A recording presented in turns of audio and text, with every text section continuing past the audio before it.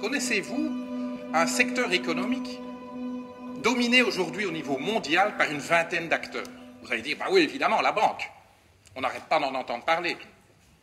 Des banques qui dictent leur conduite aux États, qui dictent leur conduite aux législateurs, qui fixent l'agenda mondial. Mais figurez-vous que le secteur agroalimentaire, c'est la même chose.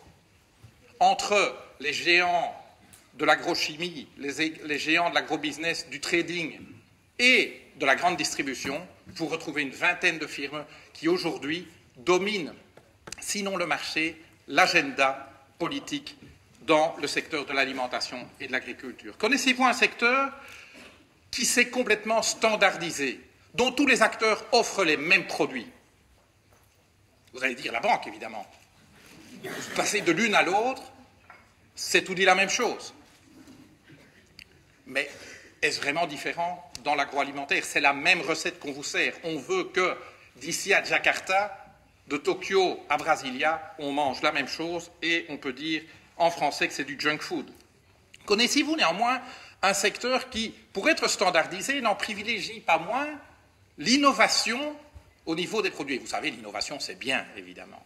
Vous allez dire, ben oui, les banques, l'innovation financière, on crée des produits structurés pour essayer d'enfumer le client, de lui vendre quelque chose qu'il ne comprend pas, de manière à pouvoir exploiter, évidemment, sa méconnaissance des choses.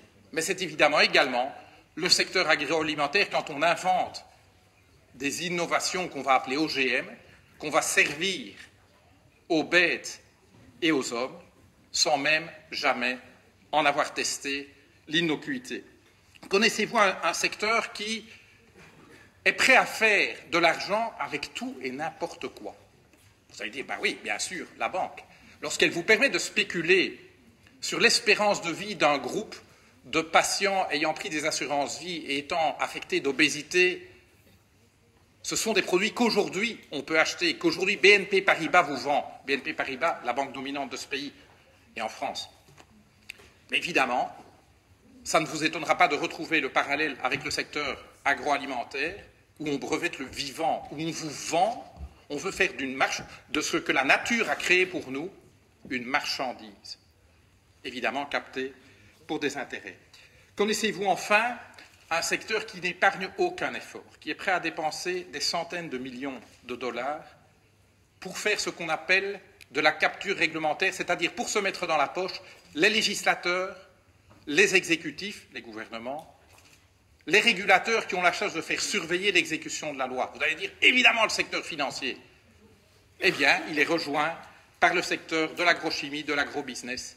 Et à Bruxelles, les uns ne sont pas moins actifs que les autres. Et donc, il s'agit du même combat. Il s'agit du même combat. Et l'adversaire, je me rappelle François Hollande qui disait à son discours du Bourget, mon ennemi c'est la finance. Je pense que notre ennemi, c'est la dictature du profit à court terme pour quelques-uns. On parle souvent des 1%, ça n'est même plus les 1%, c'est 0,1%. Et donc, on pourrait se demander, mais nom de Dieu, est-ce qu'on n'a rien appris? N'ont-ils rien compris des années 90, qui ont mené à la dérégulation totale du secteur financier qui nous a menés dans la crise où nous nous trouvons aujourd'hui?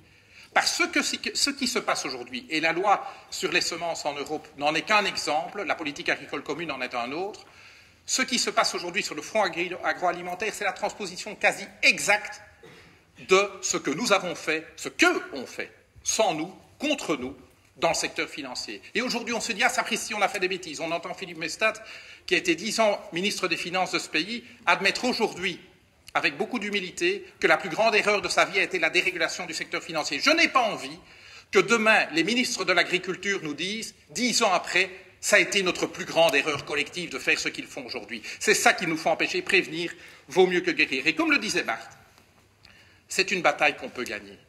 C'est une bataille qu'on peut gagner. On peut se dire c'est David contre Goliath. Mais franchement, regardez ce qui s'est passé justement sur le front des banques. Nous avons réussi sur 2 sujets auxquels les banques étaient radicalement opposées, la limitation des rémunérations dans le secteur bancaire et la transparence comptable, c'est-à-dire exposer les moyens par lesquels les banques s'aident elles-mêmes et aident d'autres à frauder le fisc.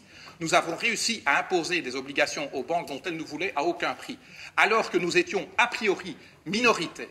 Et ce qui a permis ça, c'est ce que Barthes a dit. C'est ce que moi j'appelle volontiers la tenaille. La tenaille qui est faite de 2 bras. dans le système de décision politique des gens qui, comme nous, ont la volonté politique d'aller jusqu'au bout. Mais si nous ne pouvons pas nous appuyer sur l'autre bras de la tenaille, c'est-à-dire la pression de l'opinion publique, on n'y arrive pas. La pression de l'opinion publique toute seule, sans avoir de relais dans le système de décision politique, ça ne marche pas. La pression politique, la volonté politique, sans pression populaire, ça ne marche pas. Il nous faut les deux si on veut casser la résistance ici du cartel agroalimentaire. Et donc, moi, je prends courage de ce qui se passe. Je prends courage des victoires que nous avons réussi à marquer. Alors certes, pour une victoire, on a beaucoup de défaites, mais c'est en tout cas quelque chose que nous pouvons atteindre. Et comptez sur nous, en tout cas, pour faire de ce sujet un des sujets absolument centraux de la campagne de 2014. Pas juste parce que c'est une campagne électorale, mais parce que, très franchement, les masques doivent tomber. Vous savez quelle est la justification de la loi sur la semence, ici, maintenant, en Europe? C'est la protection du consommateur. C'est pour votre bien, c'est pour notre bien à tous que l'on va cataloguer, réglementer, limiter les semences permises. Car que vous avez, je suppose, tous observé les innombrables catastrophes alimentaires auxquelles on a assisté par manque de régulation des semences. Je suppose que vous avez vu ce qui s'est passé ces 50 dernières années. Il était temps qu'on régule. Ça, c'est l'argument qu'ils utilisent. Ils vont vous dire c'est pour protéger le consommateur. Ils vont vous dire c'est pour protéger les petits fermiers. C'est pour protéger les PME. Ils ont ce langage à la bouche tous les jours. Eh bien, il est temps que les masques tombent. Car ce qu'ils font, c'est défendre les intérêts de quelques-uns. Et donc, I'd like to conclude, Vandana, to tell you that, well, one of the sources of encouragement to me is, of course, the victories that we are able here and elsewhere on the planet to win, to gain against, you might say, impossible odds. But the other factor from which I take courage is people like you. And I'll be very frank. I met you for the first time. It was, if I remember well, in Nairobi at the occasion of a World Social Forum. I didn't have any words for the energy that you radiate. And I might say that sometimes I feel that you are up against much stronger odds than we are. Here, I was not yet a legislator, but I was at that time working in the private sector, but I felt, well, if you still find the courage every day to get up and fight, well, we should just follow suit. And so I take very much courage and energy from you. I'm really proud, to be honest, and thank you, Bart, for allowing me to introduce you. I know that you've all come to listen to Vandana, so I will stop here. Thank you.